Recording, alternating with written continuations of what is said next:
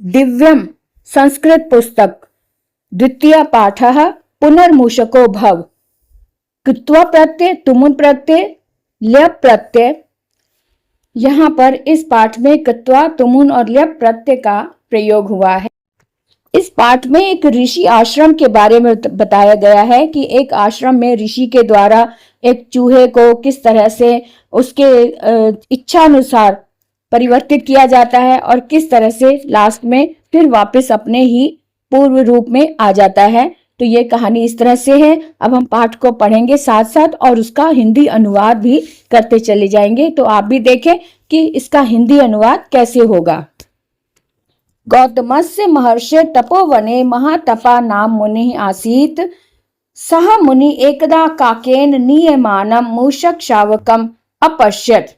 अर्थात गौतम ऋषि के तपोवन में महातपा नाम के मुनि रहते थे। सह मुनि, उस मुनि ने एकदा मैंने एक बार, काकेन मैंने कौवे के द्वारा, नियमानम मैंने ले जाते हुए, मूषक शावकम अर्थात चूहे के बच्चे को अपश्यत देखा। ततः स्वभाव दया आत्मा मुनि ही तम शावकम अरक्षत अन्नकणैः संवर्धते च। अर्थात स्वभाव से दयालु आत्मा वाले मुनि ने उस शावक को अरक्षत मने रक्षा की, अन्न कणों के द्वारा, संवर्धते चा और अन्न कणों के द्वारा उसको पोषित किया। अगली पंक्ति है एकदा एकः विडालः तम मूषकम खादितुम अधावत। अर्थात एकदा मैंने एक बार, एक विडालः एक विडाल यानी बिल्ली, तम मूषकम उस मूषक को, खादितुम मैंने खाने के लिए, अधावत मैंने दौड़ी, तम अवलोक्य मूषकः तस्य मुनेः अंकं प्रविशत। तदा मुनि उवाच मूषक त्वं मार्जारी भव। अर्थात तम अवलोक्य मैंने देखकर, उसके देखकर, मूषक उसके मुनि की गोद में, तस्य मैंने उसके मुनि यानी मुनि की गोद में, अंक में प्रविशत मैंने छुप गया या अंक में प्रवेश कर गया। तदा मुनि उवाच, तब मुनि ने कहा मूषक, हे मूषक, त्वं मैंने तुम, मार्जारी भव तुम बिल्ली हो जाओ। ततः सह विडाला कुक्कुरात भीत्वा धावती। और इसके पश्चात वह विडाल जो बिल्ली बन गया था, कुक्कुरात यानी कुत्ते से, भीत्वा मैंने डरते हुए दौड़ा, डरते हुए दौड़ता है। तब इदम दृष्ट्वा मुनि, अब मुनि ने यह देखकर अकथ्यत कहा, कुक्कुरात भीषेति, कुक्कुर से यानी कुत्ते से डरता है, त्वम अपि कुक्कुरो भव तुम भी कुत्ता हो जाओ। अधुना सह कुक्कुरः व्याघ्रात् भीतः भवति। अर्थात अधुना मैंने अब सह कुक्कुरः जो अब कुत्ता बन चुका था, वह व्याघ्रात यानी कि सिंह से, शेर से, भीता मैंने डरता है। ततः सह मुनि तम कुक्कुरम व्याघ्रात अकरोत्।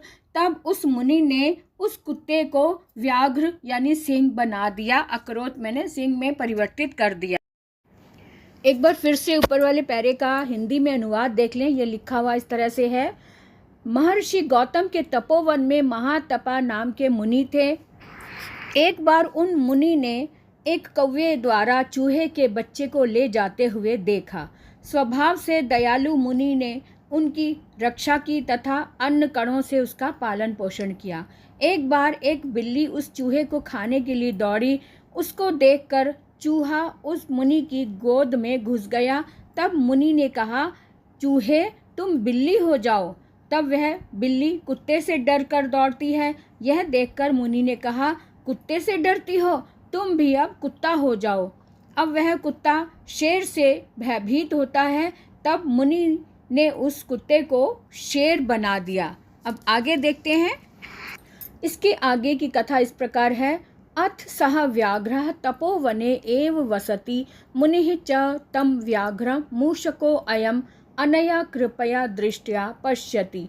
तत्र सर्वे मुनयः तम व्याघ्रं दृष्ट्वा वदन्ति अयं मुनिः इमं मूषकं व्याघ्रम् अकरोत्। अर्थात अथ मैंने इसके पश्चात वह व्याघ्र तपोवने सप्तमी विभक्ति है, तपोवन में, एव मैंने ही, वसति मैंने रहता है, मुनि च तम व्याघ्रम और सभी मुनि जो हैं वो उस व्याघ्र को, मूषको अयम यह मूषक है, अनया कृपया दृष्टिया पश्यति, ऐसी कृपा दृष्टि से उसे देखता है।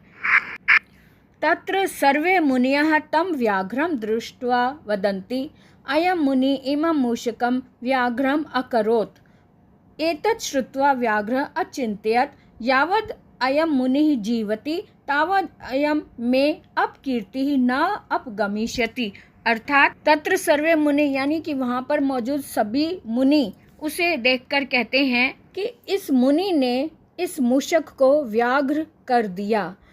अब ऐसा सुनकर एतत् श्रुत्वा ऐसा सुनकर व्याघ्र अचिंत्यत व्याघ्र सोचने लगता है यावद अयम मुनि जीवति, जब तक यह मुनि जीवित है, तावत अयम में अपकीर्ति ना गमिष्यति, तब तक मेरा यह अपयश जो है अपकीर्ति नहीं जाएगी।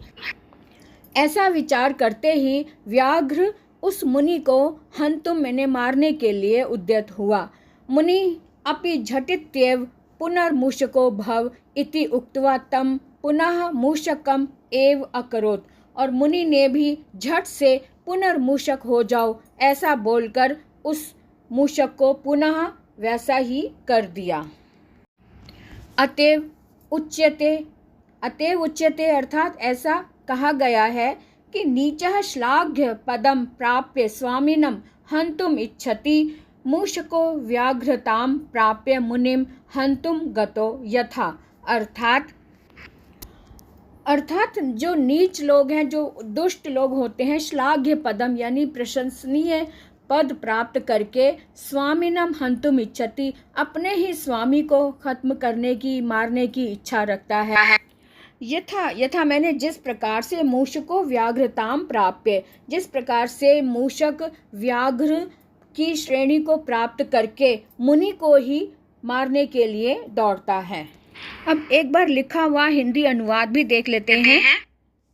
इसके बाद वह शेर तपोवन में ही रहता है। मुनि उस शेर को यह चूहा है इस कृपा दृष्टि से देखते हैं। वह सभी मुनि उस शेर को देखकर कहते हैं इस मुनि ने इस चूहे को शेर बना दिया। यह सुनकर शेर ने सोचा जब तक यह मुनि जीवित है तब तक मेरी अपकीर्ति अर्थात बदनामी दूर नहीं होगी।